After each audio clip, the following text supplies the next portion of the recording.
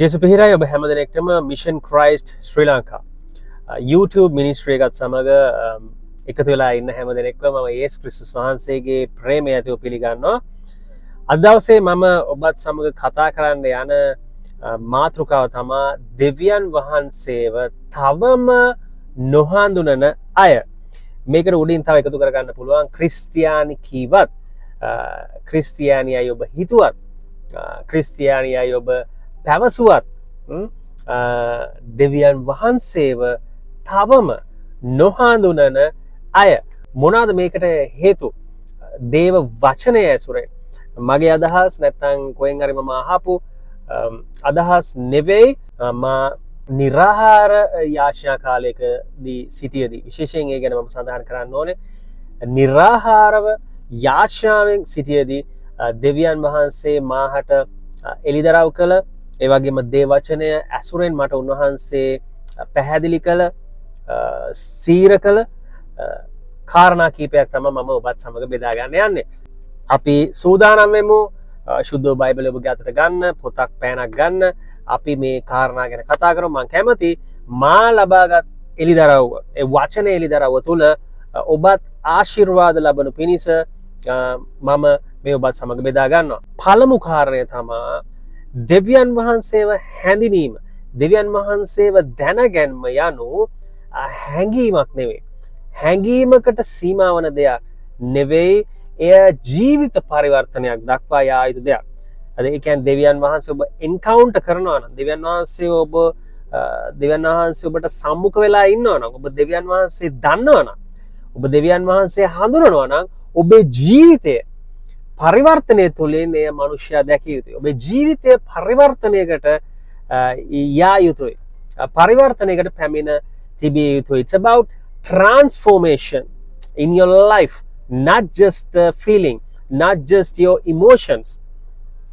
මෙතෙන්දී මම මේක තව වඩාත් ගැඹුරෙන් පැහැදිලිව කිව්වොත් අපි කියමු ඔබ නමස්කාරයේදී ඔබ ලබන හැඟීම, එහෙම නැත්නම් ඔබේ සාක්ෂිය ඔබ බෙදා ගන්නවා, ඔබ නමස්කාර කරනවා, ඔබ ප්‍රොපේතමය එළිදරව් ලබා ගන්නවා, ඒකම ඔබ හාස්කම් අත්පත් කරගන්න, ඔබ හාස්කම් තුලින් ජීවිතේ ගමන් කරනවා, ඔබ කඳුළු සලනවා, ඔබ නමස්කාරයේදී ඔබ දේව මෙහෙයදී ඔබ පුදුමාකාර එළිදරව් ඔබට ලැබෙනවා, ඔබට ප්‍රොපේතමය වචන ලැබෙනවා වෙන්න පුළුවන්, ඔබට එළිදරව් ලැබෙනවා, මේ අත්දැකීම් ඔබ ලබනවා.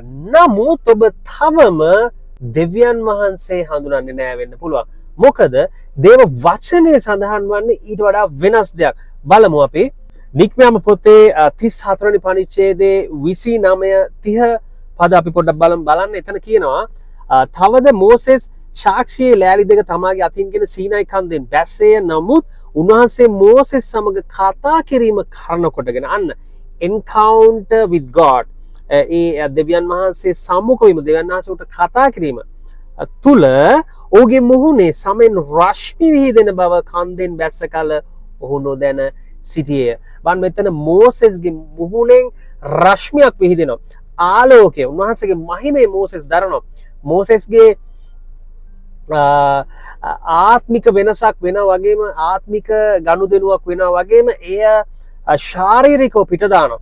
ඒක මිනිස්සයා දකිනවා. ඔහුගේ ජීවිතය, ඔහුගේ ශරීරය පව වෙනස් වීමකට ලක් වෙනවා. ඔහුගේ ජීවිතය, ඒකෙන් කියන්නේ මොනවද? ඔබේ ජීවිතය වෙනස් විය යුතුයි, පරිවර්තන විය යුතුයි. ඔබ දෙවියන් වහන්සේව ඇත්තටම හඳුනනවා නම්, ඔබ ඇත්තටම දෙවියන් වහන්සේව හඳුනනවා නම්, ඔබට දෙවියන් වහන්සේ සම්මුඛ වෙලා ඔබ දෙවියන් වහන්සේ දැනගෙන ඔබ හිතවත් උන්වහන්සේ ගැන දන්නවා නම්, ඔබගේ ජීවිතය තුළින් එය ප්‍රකාශ විය යුතුයි. ඔබ ජීවිත පරිවර්තනයට ලක් වෙච්ච කෙනෙකු විය යුතුයි.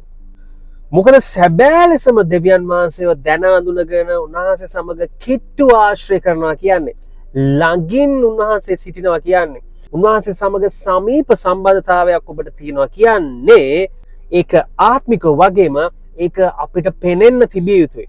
ඒක ඔබගේ වචනය තුළින්, ඒක ඔබගේ ක්‍රියාකලාපය තුළින් ඔප්පු විය යුතුයි. අපි ඊළඟට බලමු යෙසායා පොතේ 6 වෙනි පරිච්ඡේදයේ 5 වෙනි පදය. එතන කියනවා අහෝ මට දුක් වේ, මක් නිසාද මට විනාශය විය, කුමකෙන්ද අපවිත්‍ර තොල් ඇති මිනිසෙක්ව සිටිනා වූ අපවිත්‍ර තොල් ඇති සෙනගක් අතරේ වසන්නා වූ මම සේනාවල ස්වාමී වූ රජුරුවන් වහන්සේ මාගේ ඇස්වලින් දුටු වෙමි කිමි. යෙසායා දෙවියන් වහන්සේ සම්මුඛ වුණාම දෙවියන් වහන්සේ සමග අත්දැකීම් තුල ඔහුගේ කතාව වෙනස් වෙනවා. ඔහු බොහොම යටහත් කතාවකට. අද සමහර විට ඔබේ කතාව මේ විදිහද දෙවියන් වහන්සේ මුණ ගැසුණාම ඔබ දෙවියන් වහන්සේව දැන අඳුර ගන්නකොට ඔබ කියන ඔබේ ධර්මිෂ්ඨකම නිසා මා කරපු ක්‍රියාව නිසා තමයි මෙහෙම උනේ. මට දෙවියන් වහන්සේ හම්බුණා, මට දෙවියන් වහන්සේ කතා කරනවා, මට එළිදරව් ලැබෙනවා, මම දෙවියන් වහන්සේ අදාළ මම හොඳ ශක්තිමත් ගමනක් කරනවා මොකද මම හොඳ ධර්මිෂ්ඨ වැඩ කරන්නේ. එලෙස ඔබ පවසනවා නම් මෙතන බලන්න යෙසායා මොනවද කියන්නේ? මම පෞකාරයම අපවිත්‍ර තොල් ඇති මිනිස්සු අපවිත්‍ර තොල් ඇති සෙනගක් අසරේ වංශන්නව මම ඔබ ලබන්න සුදුසු නැහැ. මම ඒ තරම් පෞකාරේ, මම අධර්මිෂ්ඨ මනුස්ස. නමුත් ඔබ වහන්සේ තුල මම ධර්මිෂ්ඨ. ඔබ වහන්සේ මම ලැබුවා. ඒ ලෙස සුදුසුව නැතුව තිබියදී අන්න එලෙස ඔබේ කතා විලාශය, ඔබගේ ආකල්පය වෙනස් වෙනවා. ඔබ ඇත්තටම දෙවියන් වහන්සේ හඳුනනවා. ඔබ උඩඟු ප්‍රකාශ ඔබ කරන්නේ. ඔබ මහාන් තත්ත්වේ මාන්නේ ප්‍රකාශ ඔබ කරන්නේ නැහැ. ඔබේ ප්‍රකාශය සම්පූර්ණ යටහත්කමේ, ඒ වගේම සත්‍යවාදී, කරුණාවන්තකමේ, දයාවේ ප්‍රකාශ බවට හැරවෙනවා. දෙවියන් වහන්සේ ඔබ ඇත්තටම හඳුනනවා නම්. ඊළඟට අපි බලනවා ශුද්ධ ලූක් පොතේ 5 වෙනි පරිච්ඡේදයේ 8 වෙනි පදයේ බලන්න. සීමෝන් පේත්‍රස් ඒ දැක යේසුස් වහන්සේගේ දන ළඟ වැටි ස්වාමිනී මා වෙතින් ගිය මැනව මම පෞකාර මිනිසෙක්යයි කීවේ. බලන්න පේත්‍රස් මොනවාද කියන්නේ? යේසුස් වහන්සේ සම්මුඛ වුණාම, දෙවියන් වහන්සේ හම්බුණාම හරිම යටහත් ප්‍රකාශයක් කරනවා. යටහත් කමට එනවා. තමාව උසස් කරගෙන ඉහළ ස්ථානයක තියලා තමාව වර්ණනා කරගෙන කතා කරන්නේ. තමාගේ උන්වහන්සේත් එක්ක බලද්දි තමා කොතනද ඉන්නේ කියලා ඔහු තේරුම් ගන්නවා. ඉතින් ඔබ මෙලෙස තේරුම් අරගෙන තියෙනවා. දේව වචනේ යන්නේ ඒක තමයි කියන්නේ. සමහරට ඔබ කිව්වට දෙවියන් වහන්සේව හඳුනනවා කියලා ඔබ තවම දෙවියන් වහන්සේව හඳුනන්නේ නැති අය කියන ගොඩට ඔබ වැටෙනවාද? ඔබම ඔබගෙන් ප්‍රශ්නාර්ථයක් ඔබම ඔබගෙන් අහලා බලන්න තමයි මේ දේව වචනේ මම ඔබට ගෙනහැර දක්වන්නේ. මේ යටහත්කම තුල මොකද වෙන්නේ? එතන 5 වෙනි පරිච්ඡේදයේ තව ඉදිරියට දිගට කියවන් යද්දි තියෙනවා යේසුස් වහන්සේ කියනවා බය නොවන්න. මන්ද මෙතෙන් පටන් ඔබ මිනිස්යන් අල්ලනවා ඇතයි සීමෝන් පේත්‍රස්ට යේසුස් වහන්සේ කියනවා. එතන මොකක්ද මේ යටහත්කම තුල දෙවියන් වහන්සේ යේසුස් වහන්සේ සම්මුඛ වීම තුල ඔහු අලුත් ඩෙන්ටිටි එකක්, අනන්‍යතාවයක් ඔහු ලබා ගන්නවා. ඔහු ෆිෂර්මෑන්, ඒ කියන්නේ මාළු අල්ලන්නෙක්ගෙන් ඉඳලා ෆිෂර් ඔෆ් මෙන්, ෆිෂර්මෑන්ගේ ඉඳලා ෆිෂර් ඔෆ් මෙන් කියන ලෙවල් එකට ඔහු ඇතුළත් වෙන. කියන්නේ මාළු අල්ලන්නෙක්ගෙන් ඉඳලා මිනිස්යන් අල්ලන්නෙක් දක්වා ඔහු උසස් වීමක් මේ යටහත් වීම තුල යේසුස් වහන්සේ සම්මුඛ වීම තුල ඔහු ලබා ගන්නවා. ඔහු එම තලයට ඔහු ඇතුළත් වෙනවා. ඒකම අන්ස්ටේබල්, ඒ කියන්නේ වැනෙන සුළු තැනක, වැනෙන සුළු ස්වභාවයක ඉඳලා ස්ථිර නිසක අපෝස්තලවරයෙකුගේ මට්ටමට ඔහු එනවා. ඒ වගේම බියෙන් සිටි තත්වයක ඉඳලා ආත්මිකව වර්ධනය වුණු, ආත්මිකව ශක්තිමත්, ඒකම පරිවර්තනය වුණු ස්වභාවයකට ඔහු පැමිණෙනවා. එහෙනම් මොනවාද වෙන්න ඕනේ? දෙවියන් වහන්සේව ඇත්තටම හඳුනනවා නම් ඔබ ඔබේ ආත්මික ජීවිතේ වගේම ඔබේ සැබෑ ජීවිතේ ඔබ පරිවර්තනයකට ලක් වුණු කෙනෙකු විය යුතුයි. ඒ ලෝකයා දැකිය යුතුයි. මොකද දෙවියන් වහන්සේ දැනගැන්මේ, දෙවියන් වහන්සේ සම්මුඛ වීමේ, දෙවියන් වහන්සේ කතා කිරීමේ සැබෑම සාක්ෂිය තමා ඒ ඔබේ ජීවිත පරිවර්තනයෙන් ඔප්පු වීම, ප්‍රකාශ වීම. ඊළඟ කාරණය, ඔබ ඇත්තටම දෙවියන් වහන්සේව හඳුනනවා නම් ඔබ දෙවියන් වහන්සේගේ අත දිහා නෙවෙයි, ඔබ බොහෝ වෙලාවට ඔබ බලන්න ඕනේ ඔබ දෙවියන් වහන්සේගේ හදවත දිහා. ඔබ දැන් කල්පනා කරලා බලන්න, ඔබ දෙවියන් වහන්සේගේ බලන්නේ අත දිහාද? උන්වහන්සේගෙන් ඔබට ලැබෙන්නේ මොනවාද? කොයි වෙලේද හාස්කමක් වෙන්නේ? කොයි වෙලේද සල්ලි ටිකක් හම්බෙන්නේ? කොයි වෙලේද උන්වහන්සේ උසස් වීමක් දෙන්නේ? කොයි වෙලේද උන්වහන්සේ අනාගත වාක්‍යයක් කියන්නේ? කොයි වෙලේද මට උන්වහන්සේ ආශිර්වාද කරන්නේ?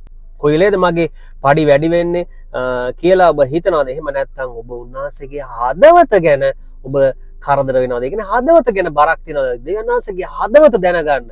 උන්වහන්සේගේ හදවතේ ඇත්තරම මොනවාද තියෙන්නේ? උන්වහන්සේගේ හදවතේ මොන වගේ දේවල්ද මගේ ජීවිතේ වෙනුවෙන් සැලසුම් කළද? උන්වහන්සේගේ හදවතේ ඇත්තරම කැමති මං මොන විදිහටද කටයුතු කරනවා නම් ජීවිතේ සියලු කාරණාවලදී උන්වහන්සේගේ හදවත ගැන ඔබ හොයන්න උනන්දු වෙන කෙනෙක්ද? එහෙම නැත්නම් උන්වහන්සේගේ අත දිහා හැම වෙලෙම බලන උන්වහන්සේගේ මොනවාද හම්බෙන්නේ කියලා හැම වෙලාවෙම බලාගෙන ඉන්න කෙනෙක්ද? ඉතින් ඒ දෙක අනුව තීරණය වෙන ඔබ දෙවියන් වහන්සේට ඇත්තටම හඳුනනවද නැද්ද කියන වගේ. අපි බලමු දේව වචනය ඇසුරින් මෙය ගීතාවලි පොතේ 103 වෙනි පරිච්ඡේදයේ 7 වෙනි පදයේ කියනවා උන්වහන්සේ ස්වකීය මාර්ග මෝසෙස්ටත් තමන් ක්‍රියා ඊශ්‍රායල් පුත්‍රයන්ටත් දැන් වූසේක. බලන්න ඊශ්‍රායල් සෙනග උන්වහන්සේගේ හාස්කම් බලාපොරොත්තු වෙන දෙවියන් වහන්සේගේ ක්‍රියා බලාපොරොත්තු වෙන ඒවා බලමින් ඒවා බලාපොරොත්තුෙන් යනකොට මෝසෙස් මොනාද බලාපොරොත්තුෙන් බලාගෙන යන්නේ? උන්වහන්සේගේ අභිමුඛත්වයේ සොයනවා. උන්වහන්සේගේ හදවත සොයන්න දැනගන්න ඔහු වෙහෙස වෙනවා. ඔහු යාචනා කරනවා. ඒක තමයි මෙතන කියන්නේ. ඔබ කරදර වෙන ඔබ උනන්දු වෙන උන්වහන්සේගේ ක්‍රියා miracles prophecies blessings ඒව හොයන්නද? එම නැත්නම් උන්වහන්සේගේ හදවතේ ඔබ ගැන, ඔබේ පවුල ගැන, ඔබේ සේවය ගැන මොන වගේ අදහස්ද තියෙන්නේ? මොනවා කරනවා නන්ද උන්වහන්සේ කැමති? ඔබ මොනවා කරනවා නම් උන්වහන්සේ සතුටු වෙද කියන එක ඔබ හොයනවද? මොකද මෙතෙන්දී මටත් ඒ අදාළයි ශුද්ධාමාසේ පොළඹවන ඔබ සමග මා බෙදා ගැනීම යහපත්යයි කියා මමත් මුලදී ගොඩක් මට උවමනා වුණේ ජීවිතේ සේවයේදී හාස්කම් කරන්න, මා තුලින් හාස්කම් වෙනවට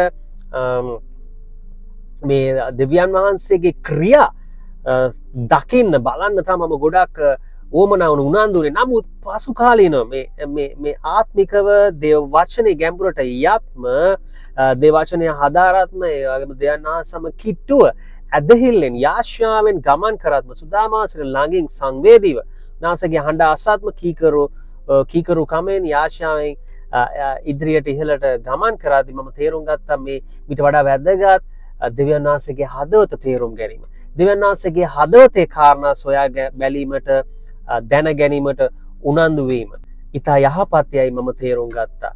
ඒ කියන්නේ උන්වහන්සේගේ මාර්ග, උන්වහන්සේ ක්‍රියානේ, උන්වහන්සේගේ his ways, උන්වහන්සේගේ මාර්ග දැන ගැනීම ඉතා යහපත්. ඒක තමයි වටින්නේ, ඒක තමයි ඕනේ, ඒක තමයි අවශ්‍ය.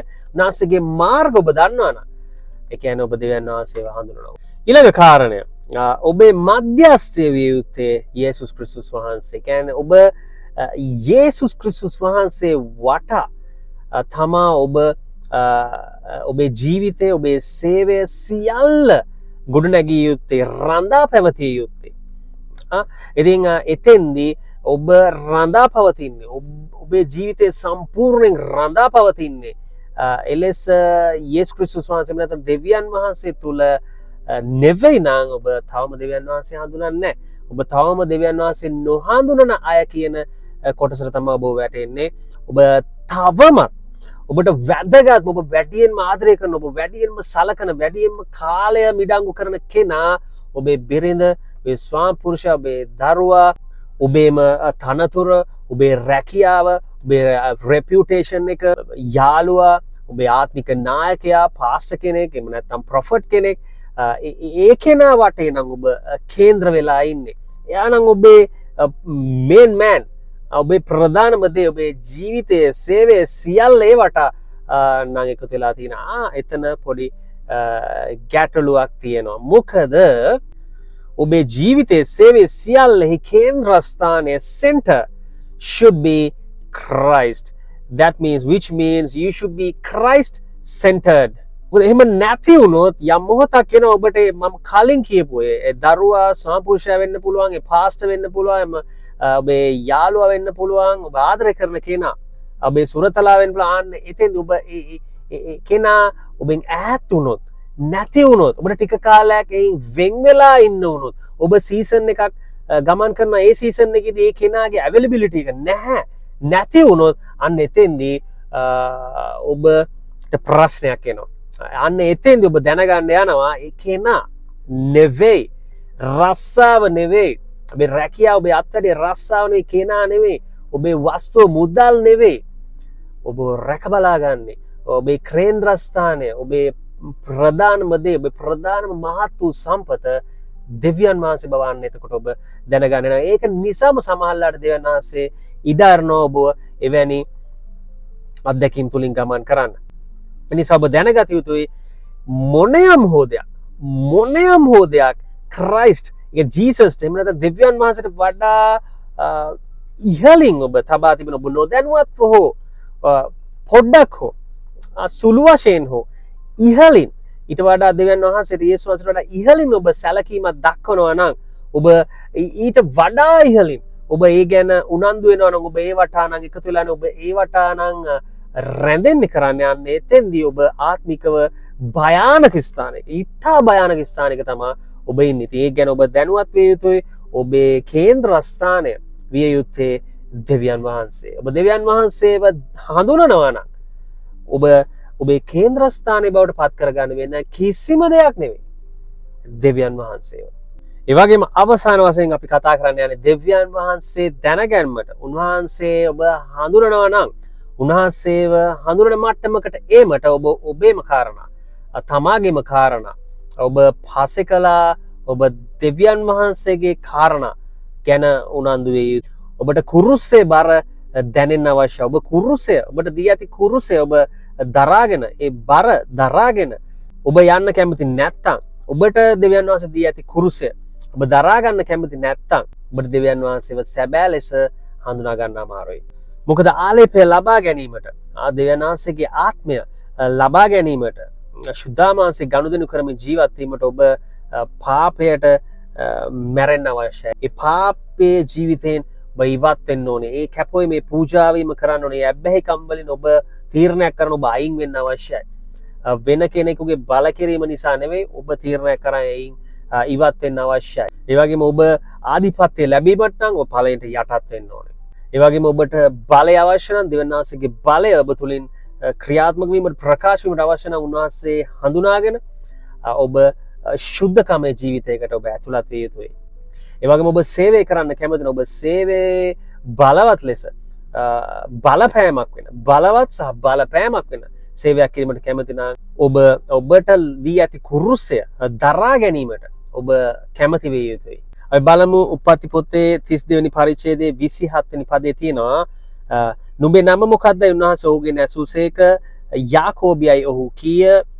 නුඹ දෙවියන් වහන්සේ සමගත් මනුෂ්‍යයන් සමගත් පොරබද ජයගත් නිසා, පොරබැදලා ජයගත් නිසා නුඹේ නම මින් පසු යාකෝබ් නොව ඊශ්‍රායල් වන්නේ උන්වහන්සේ කීසේක. එකම බලන්න 31 වෙනි පදයේ තියෙන, ඔහු පෙනුයේල් පසු කර යන කලීර උදාවි, ඔහු තමාගේ කලවයි රිදුම නිසා කොරගසමින් ගියේය. බලන්න එතන තියෙන මේ පොරබැදීමක් තියෙනවා. කොරගසමින් යනවා කියලා තියෙනවා. දෙවියන් වහන්සේව සැබෑ ලෙස හඳුනා ගැනීම, උන්වහන්සේ සම්මුඛ වීම, උන්වහන්සේ එක්ක ගනුදෙනු කිරීමේ, කතා කිරීමේ මට්ටමට එද්දී ඔබට තියෙනවා පූජාව, ඔබට තියෙනවා කැපකිරීමක්. You have to sacrifice. ඔබට තියෙනවා මිලයක් ගෙවන්න එක. ඔබ තේරුම් ගත යුතුයි. ඒ කියන්නේ ඔබේ ජීවිතේදී, සේවයේදී උන්වහන්සේව සැබෑ ලෙස හඳුනා ගන්නවා. මේ පදවල එක තමයි මේ යාකෝබ්ගේ කතාවෙන් අදහස් වෙන්නේ. ඒකේ ගැඹුරු අර්ථය එතෙන්දි තියෙනවා මිලයක් ගෙවන්න. අමාරුකම් තියෙනවා. ඒවට ඔබ මුහුණ දිය යුතුයි. පීඩා එනවා, ඒවට ඔබ මුහුණ දිය යුතුයි. සමහර චැලෙන්ජස්, අභියෝග එනවා, ඒවා තුලින් ඔබ ගමන් කළ යුතුයි. ඔබ සැබෑ ලෙස දෙවියන් වහන්සේව හඳුනා ගන්න ආසනම් කැමති නම් ඒවා මගහැරලා යන්න බෑ. ඒවා මගහැරලා දෙවියන් වහන්සේව සැබෑ ලෙස හඳුනා ගන්න බෑ. එතෙන් දෙවියන් වහන්සේ යාකෝබ්ගේ ඩෙන්ටිටි එක, ඒ අනන්‍යතාවය වෙනස් කරන්න කලින්, ආශිර්වාද කරන්න කලින් දෙවියන් වහන්සේ ඉඩහරන ඔහුට ඒ තමා මතම යැපෙන එක නවත්තල දෙවියන් වහන්සේ මත යැපෙන්න දෙවියන් වහන්සේ ඉඩහරනවා. යැපෙන්න පටන් ගන්න තත්වයකට ඒමට ඔහුව සලස්වනවා. ඉතින් මේ ඔබ තේරුම් ගත යුතු දෙවියන් වහන්සේව සැබෑ ලෙස හඳුනා ගැනීමට අවශ්‍ය නම්, අපි ළඟට බලන පිලිප්පි පොතේ 3 වෙනි පරිච්ඡේදයේ 7 වෙනි සහ 8 වෙනි පදය.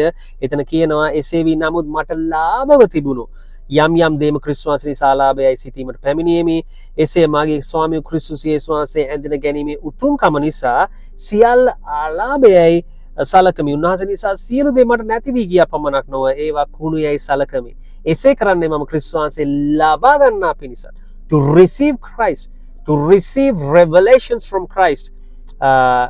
ලබා ගන්න පිණිස ක්‍රිස්තුස් වහන්සේ ඉතින් මෙලෙස මම කරා. මේ පාවුල ගැන මෙතන කියන්නේ ඔහු කරන ප්‍රකාශයක්. එතෙන්දි මටත් ඒක රිලේට් වෙන්න පුළුවන්. ඉතින් මම ඔබ දන්නා මම මියුසික් ඉන්ඩස්ට්‍රි එකේ හිටියේ. මම මියුසිෂියන් කෙනෙක් විදිහට. ඉතින් එතෙන්දි මට සියලු දේ මම අලාභයක්යි මම සලකනවා. දැන් මට මේ දේවල්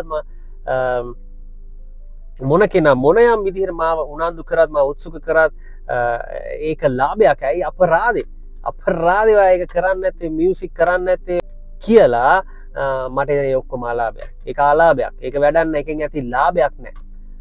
ලාභයි මට ඊට වඩා ක්‍රිස්තුස් වහන්සේ ලබා ගන්න එක. To receive Christ කියන මම තේරුම් ගන්න. ඒ කියන්නේ මං දෙවියන් වහන්සේව හඳුනනවා. ඔබ දෙවියන් වහන්සේව හඳුනනවද? එතකොට පාවුලු දෙවියන් වහන්සේව හඳුනන කෙනෙක් කියලා මේ ඔහුගේ ප්‍රකාශයෙන් අපිට පැහැදිලි.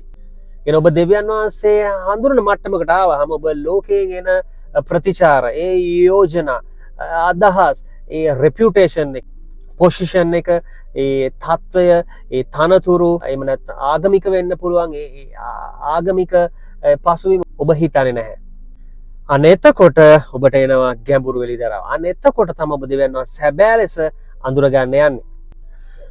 බලමු 2 කොරින්ති 12 වෙනි පරිච්ඡේදයේ 7 වෙනි පදයේ තියෙන තවද එලිදරව් වල අතිශය උතුම්කම කරන කොටගෙන මේ පාවුලු කියන උට හම්බුණා අතිශය උතුම් එලිදරව්, අතිශය ගැඹුරු එලිදරව් ලබන ඔබ දෙවියන් වහන්සේ හඳුනන මට්ටමකට පැමිණිය යුතුයි.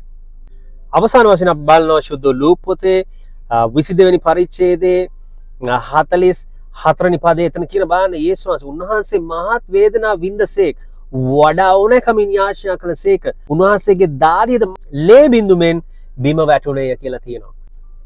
බාන යේසුස් වහන්සේ පවා මේ යටහත්කම, මේ කීකරුකම, කුරුසය දරා ගැනීම එතෙන්ට ඔබ ආයුතුයි. ඔබ දෙවියන් වහන්සේ සැබෑ ලෙස හඳුනන මට්ටමකට ඒමට, ඔබ සැබෑ ලෙස සේවය කිරීමට, ඔබේ ජීවිතය, ආත්මික ජීවිතේ සැබෑ ලෙස ජය ගැනීමට නම් ඔබ මේ මට්ටමට පැමිණිය යුතුයි.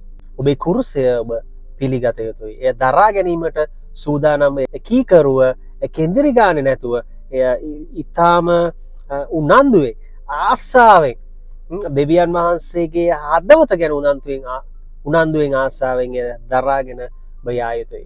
අන්න එවිට ඔබට ප්‍රකාශ කරන්න පුළුවන් මම සැබෑ ලෙස දෙවියන් වහන්සේ අඳුරන කෙනෙක් කියලා. ඔබට එවැනි ප්‍රකාශයක් කිරීමට, සැබෑ ලෙසම එවැනි ප්‍රකාශයක් කිරීමට පුළුවන් තත්ත්වයකට පැමිණීම තමයි මාගේ ආශාව වෙන්නේ, මේ පණිවිඩය බෙදා ගැනීමේ අරමුණ වෙන්නේ. ඉතින් සුදාමාසයට මේ කරුණ එළිදරව් කිරීම ගැන මම ස්තුතිවන්ත වෙනවා. ඒ වගේම මෙලෙස ඔබට පණිවිඩයක් ගෙනීමට අවශ්‍ය සියලු දේ මට සපයා දී ඇති නිසා උන්වහන්සේට මම ස්තුති කරනවා. මේ එළිදරව් තුල ඔබ ආශිර්වාද ලබන පිණිස මම ආශා කරනවා. මේ පණිවිඩය ඇසුවා ඔබ සියලු දෙනාට මම යේසුස් ක්‍රිස්තුස් වහන්සේගේ නාමයෙන් ආශිර්වාද කරනවා. Yes, Peter.